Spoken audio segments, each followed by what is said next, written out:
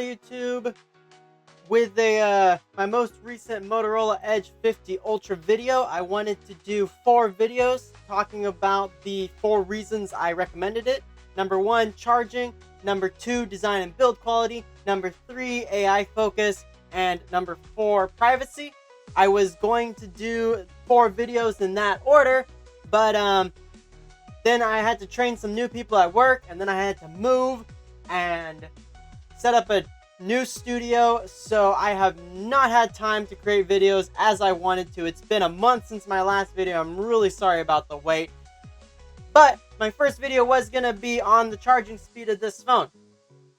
However, with the super blue moon happening the day before yesterday, and that being an occurrence that only happens between every 2 and 3 years, I had to do a video on the camera quality of this phone. So I wanted to do a quick comparison with some phones that I have available, right? So unfortunately, I don't have any modern Samsungs that I can compare this against, because the Samsung is the one they advertise the zoom to the moon feature, and I don't have one of the new Ultras to compare the Motorola Ultra against. So the only Samsung I currently have is the Samsung Galaxy S6, which came out in 2015, so that's not even a fair comparison. So we'll get that out of here. Then the other phones that I have is the Motorola Edge Plus 2020, the iPhone 13 Pro Max 2021, the Google Pixel 6 Pro 2021, the Motorola Edge Plus 2022, the Motorola G84 2023, and then the main phone I'm showcasing for this video, the Motorola Edge 50 Ultra 2024.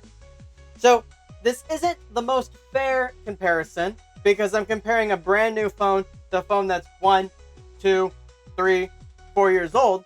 But even though the iPhone 13 Pro Max is 3 years old, this phone used was the same price as the brand new 2024 model was new. And Motorola has never been known for their cameras, so does a brand new phone compare to an iPhone, which is considered one of the best cameras available on smartphones? While Google Pixels are known for their cameras, I am no photographer. So when I go to take a picture of something, I just want to be able to point the phone at it, take a picture, boom, done. I did some research, and you can take fantastic photos if you have a tripod and you get into the RAW and you adjust the brightness and the shadows and the contrast and all this stuff that I don't know about that's way above my head. So you can take amazing photos. I didn't get into that. I'm not testing that, so we'll take this out of the picture for now. If you want stats for nerds, I'm going to have another video going into all the specs and details on these cameras, but for now, let's just get straight into the pictures. This is a photo of the super blue moon, which is not actually blue in color, and this photo was taken on the Motorola Edge 50 Ultra. The addition of artificial intelligence is a game changer for Motorola cameras.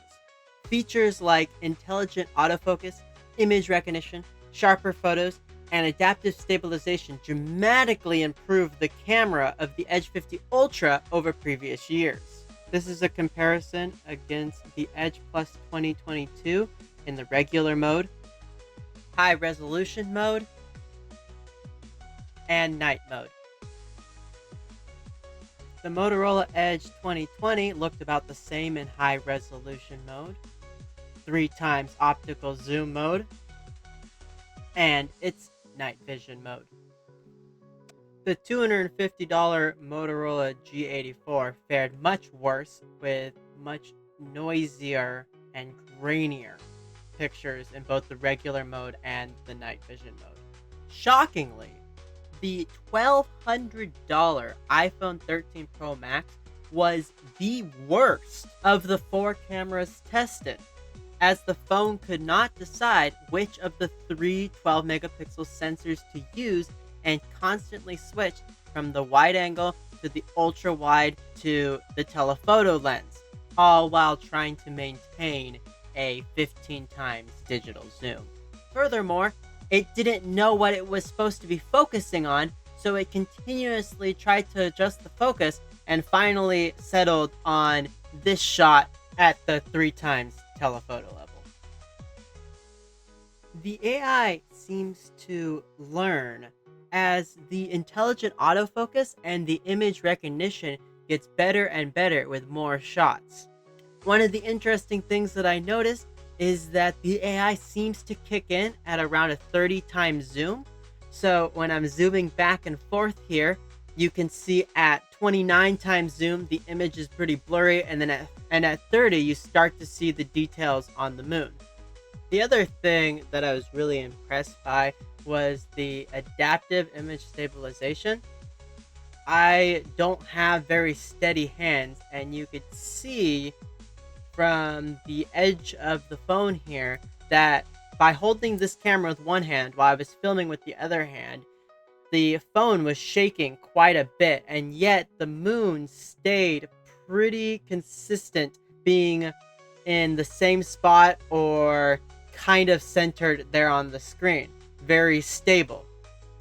Normally, with the amount that my hands shake, any zoom past 15 times is very wobbly, let alone 30, 50, or 100 times zoom. 100 times zoom, I'm usually not even stable enough, and you could see from right there, like, I moved the camera so much that the moon went completely off the screen. But most of the time, I couldn't even hold it stable enough to get a clear shot without a tripod at that much zoom, 100 times or 50 times or 75 times zoom. And lastly, here's one more look at the transition between 30 times zoom and 29 times zoom. Just right there at that little bit, you just go back and forth, and then all of a sudden it's at 30 times zoom, it's clear and in focus. Lastly, I wanted to include a couple pictures of a beautiful sunset that I saw through the clouds. At this time, the only phones I was carrying was the Edge 50 Ultra and my Motorola G84. You can tell from these pictures that the $250 G84 does not hold a candle to the $770 Edge 50 Ultra.